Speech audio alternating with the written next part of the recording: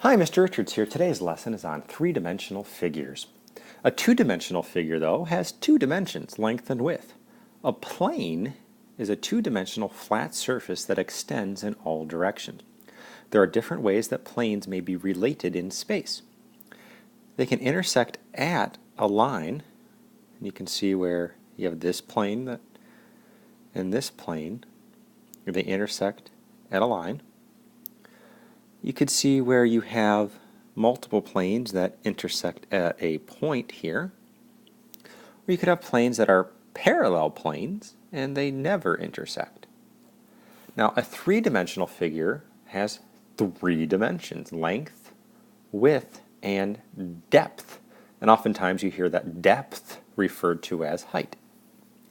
Intersecting planes can form three-dimensional figures or solids. A polyhedron is a three-dimensional figure with faces that are polygons. And so now we get into a lot of our definitions for today. We have the face, which is a flat surface of the polyhedron. We have the diagonal, which is a line segment whose endpoints are vertices that are neither adjacent nor on the same face. We have the vertex, where three or more faces meet. And the edge is a line segment where two faces of a polyhedron intersect. Notice in the figure above, GC and DA do not intersect. These segments are not parallel, though, because they do not lie in the same plane. Lines that do not intersect and do not lie in the same plane are called skew lines. Again, GC and DA are never going to intersect, but they're on different planes, so they're called skew lines. Now in our key concept box of polyhedrons, a triangular prism has a triangular base. There's two of them. A rectangular prism has a rectangular base, and there's two of those. A triangular pyramid has a triangular base, but there's only one base. Rectangular pyramid, one rectangular base. So a prism is a polyhedron with two parallel congruent faces called bases that are polygons. A pyramid is a polyhedron with one base that is a polygon and three or more triangular faces that meet at a common vertex. Notice how we have these meeting at a common vertex. Prisms and pyramids are named by the shapes of their bases. Triangular prism, triangular pyramid, rectangular prism, rectangular pyramid. There are solids that are not polyhedrons. A cylinder is a three-dimensional figure with two parallel congruent circular bases connected by a curved surface. A cone is a three-dimensional figure with one circular base that is connected by a curved surface to a single vertex. So in our first example today, we're going to be asked to identify the figure and name the bases, faces, edges, and vertices. Oh my! Well, this is a rectangular prism.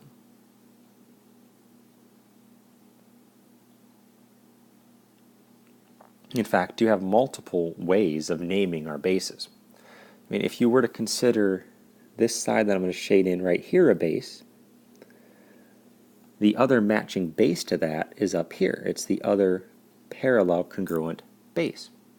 So we could call one of the bases G, K, P, L, and the other base H, J, N, M.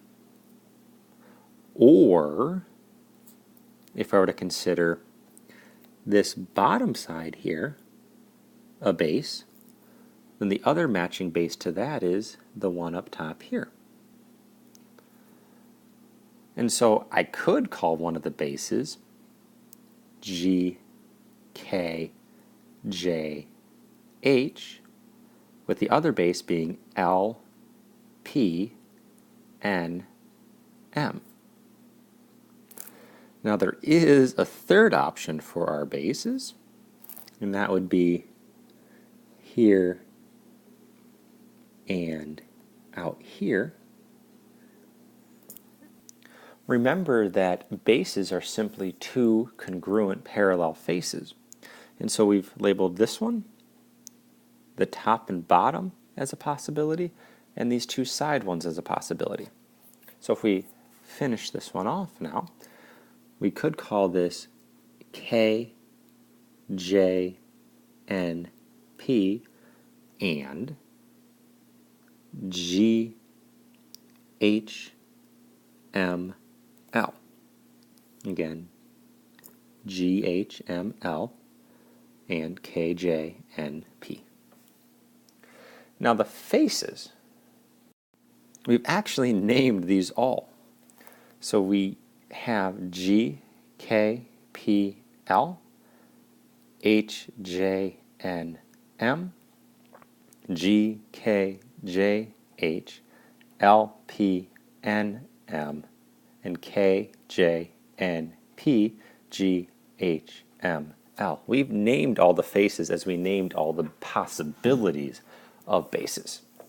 It's not always true. Sometimes when you have a triangular prism, you'll have the two triangular bases, and then the other three rectangles would be the faces. Now our edges, remember the edge is a line segment where two faces of a polyhedron intersect. And so for our edges, these are things like KJ, PN, JN, HM, MN. So you just have to strategically go around and name all these edges.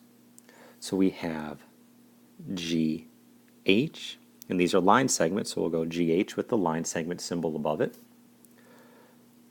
HJ, JK, GK,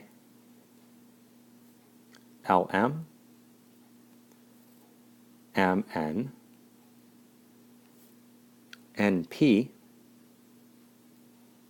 LP, GL, HM, JN, and lastly, KP. So again, just going around, going, okay, GH, HJ, JK, GK, naming those four.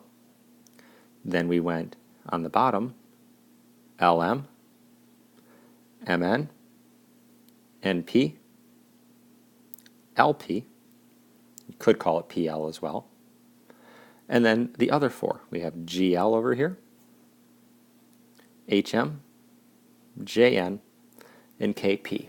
So there is somewhat of a strategy in naming these, just making sure that you do get them all.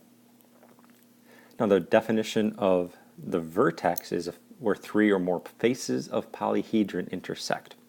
So when we're looking at the vertex, we're looking at things like G, H, J, K, and so on. So we can literally write G, H, J, K, L, M, N, no O, but P. So we have a rectangular prism with different possibilities for our bases, those same six faces, lots of edges, and our vertices. A cross-section can be defined as the intersection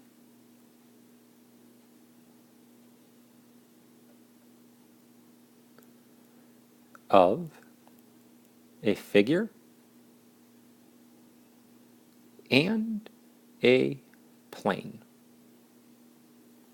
And so if we have a figure and a plane, when the plane intersects the figure, we can look at the cross section. And so we can draw and describe the shape resulting from a vertical, angled, and horizontal cross section of a rectangular pyramid. And so you could see here where we have the rectangular pyramids, and the vertical coming straight here through the object results in the triangle. And of course you could just draw the triangle. An angled cross section takes us not straight up and down and not straight across the pyramid, but at an angle. You can see where it enters up here and exits lower. And hopefully you could visualize and see where we have a trapezoid.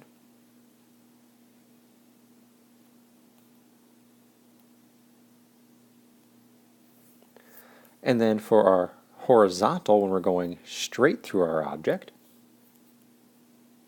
you can see where we have the resulting rectangle.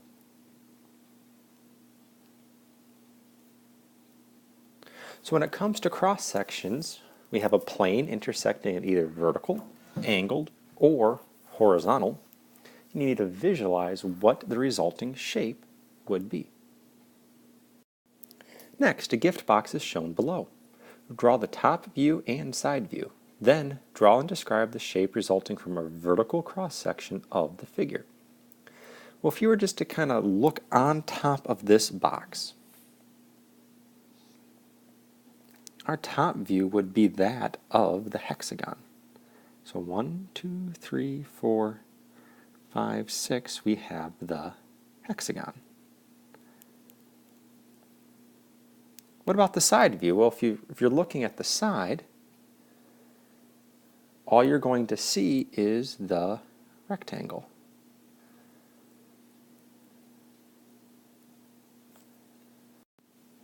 And lastly, if we were to take a vertical cross-section of this object and come down straight here through our object, we would have a rectangle.